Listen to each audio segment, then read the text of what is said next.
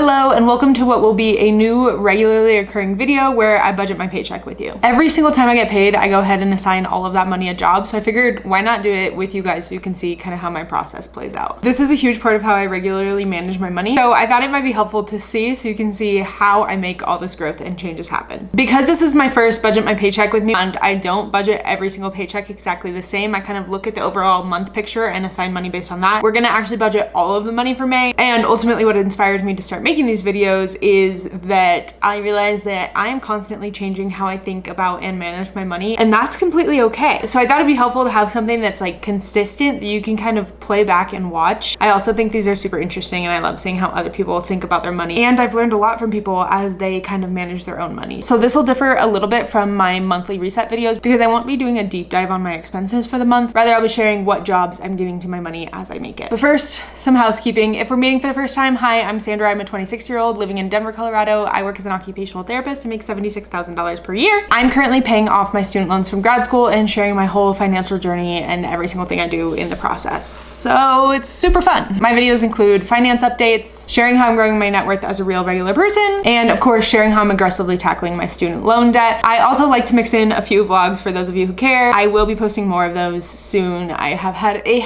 very busy couple months, but that means there's a lot to update you guys on. So stay tuned for a vlog next week. If you're excited and want to support me, the best thing you can do is like this video. It's completely free, and let's just dive into the budgeting my paycheck. Okay, and actually we have a little bit more to chat about for budgeting in May than I originally thought because, like I alluded to, I'm changing a few things, so I want to talk through that. Managing my finances was starting to get a little confusing to me because I was trying to be offset a month so that money that I made in one month would be spent in the next month, which was great, and I was there, except I was still making student debt payments from the money I made, so my cash flow totals were just a little bit off because my student debt payments would get pulled one month and sometimes I'd be a little bit more aggressive, and tracking those just got complicated and confusing because I was trying to track when I actually made the payments just for my own bookkeeping, but then also tracking like how much money I have in a month. If I'm pulling from money that I'm assigning to the next month, then the debt should be assigned to the next month. It was all just getting a little complicated. And if you're not understanding exactly what was going on, that's because it was confusing and it didn't need to be confusing. So I'm actually changing it. Rather than assigning money that I make in one month to the next month, I'm going to assign the expenses. Because ultimately the goal with being a month ahead on my money was making sure that I had all the money that I needed for my expenses for the next month. That was the goal of it all. But for bookkeeping purposes, I feel like it's easier to just keep it all in one month. So that's what we're gonna do. But because I was assigning money ahead, it all just gets a little complicated. So in May, I actually have April's money that was assigned ahead, and then I'm also putting all of May's paychecks into May as well. So I'm gonna end up with 5 paychecks in May because I'm paid bi-weekly, and May is actually a 3 paycheck month. So I'm gonna have close to 10 grand of income to work with and budget in May. We have 4 out of the 5 paychecks. So I'm gonna show you what I've done with them so far. So basically, to keep things from being wonky, instead of assigning paychecks to the next month, I'm just gonna over assign expenses so that I can be a month ahead on my expenses, but my paychecks are still being accounted for within the month that I make them. And also on the note of the extra income, I'm breaking my rules again. This is the second month in a row that I'm breaking these rules, which is not a good place to be. To be clear, this is a very abnormal month and not usually how this goes. It's usually very simple and straightforward, but regardless, here we go. So let's jump into what I've been paid and then we'll budget it. So far in May, I've made $7,970 because I have April and May paychecks all lumped in here. Of that, $2,487 has gone to my student loans. That includes a payment that I made last month with the money that I'm accounting for this month. This is why it was confusing. I have made just my minimum payment this month. I haven't put any extra money to my loans from my May money, but I put extra money to my loans from my April money. So my student loan payments are also gonna be a little bit skewed this month. Ultimately, I am just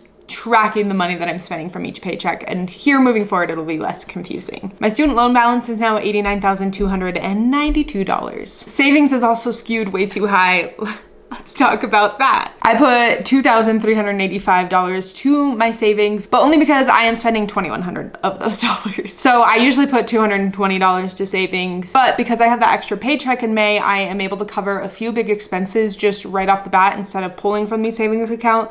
So it's really 6 of one, half dozen of the other. Well, it's kind of not because one of those I couldn't afford, and then the other one I have kind of been lying to you guys for a few months. I was saving up for Jake's birthday present in secret because he watches all my videos because he's such a great great and supportive partner.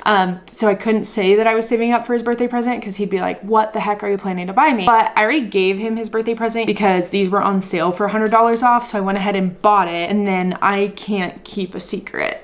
I was like, there's no way I can keep this in my house for 3 months without telling him because I'm so excited to give it to him. So I got him a Breville espresso machine. He loves it. I bought it for him. I had been secretly tucking aside money since Christmas because I thought about getting it for him for Christmas, but I didn't have the money already saved up. And because I'm dedicated and committed to my goals, I didn't just buy it then and say I'll pull from savings. I said, great, his birthday's in 8 months. I have to save X amount for 8 months to buy it for him.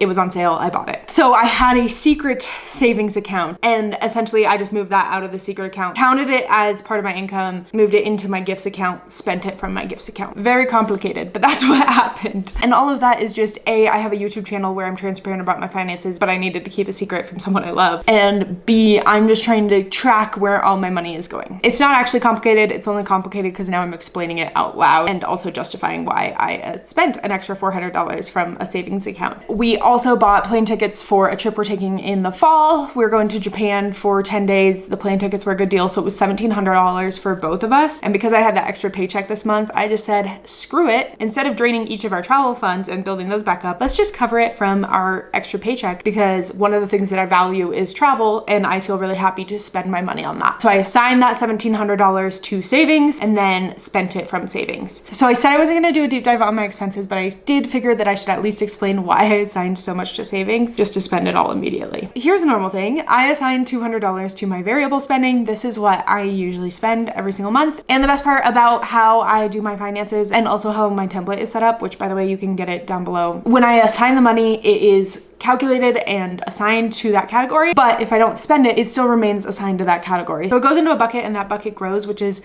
so nice for me because I vary in my spending quite a lot. And I used to feel super guilty about overspending one month, even if I underspent the last month, but now I just know, hey, my bucket's growing or I'm spending it down. So even though I'm only assigning $200 a month as my like personal guilt-free spending, I have usually more than $200 to spend some months because it just builds up on those low months. So like last month was a no spend month. I spent $14 or something. So $180 rolled over this month, and this month is gonna be a higher spend month, and that's just gonna be how it is. Hold on. What are you looking for? Your water? Are you gonna get a new one? Hold, please. Are you gonna fill it up?